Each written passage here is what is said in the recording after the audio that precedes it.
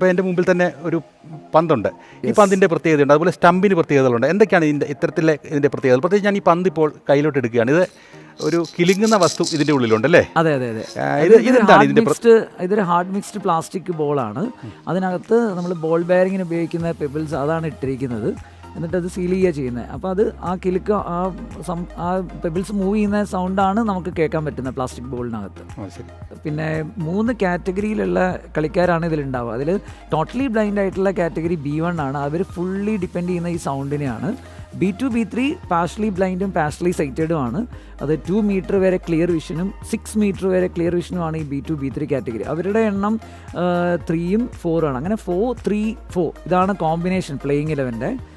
പിന്നെ stumps metallic stumps ആണ്. അത് നോൺ റിമൂവബിൾ ബെയിൽ ഉപയോഗിച്ചിട്ടുള്ളൊരു മെറ്റാലിക് സ്റ്റമ്പാണ്. അത് ഈ ബോളും സ്റ്റമ്പുമാണ് നമ്മുടെ ഏറ്റവും വ്യത്യാസമായിട്ടുള്ള നോർമൽ ക്രിക്കറ്റ് എന്നുള്ള വ്യത്യാസമായിട്ടുള്ള 2 വസ്തുക്കൾ ഇതാണ്. അതിൽ പിന്നെ സ്റ്റംസ് എന്താ അങ്ങനെയെന്ന് ചോദിച്ചാൽ നമ്മൾ ബോളേഴ്സ് ബോൾ ചെയ്യാൻ നേരത്ത് ഡയറക്ഷൻ എടുക്കുന്നതും അതേപോലെ ബാറ്റ് ചെയ്യാൻ നേരത്ത് ബാറ്റേഴ്സ് ക്രീസ് മെഷർ ചെയ്യുന്നതൊക്കെ ഈ സ്റ്റംപ്സിൽ പിടിച്ചിട്ടാണ്. ബാക്കി എല്ലാ കാര്യങ്ങളും ക്രിക്കറ്റ് ബാറ്റ്സും ഗിയേഴ്സും എല്ലാ കാര്യങ്ങളും നമ്മൾ ഉപയോഗിക്കുന്നത് നോർമൽ ക്രിക്കറ്റിന് ഉപയോഗിക്കുന്ന അതേ മെറ്റീരിയൽസ് ഒക്കെ തന്നെയാണ്.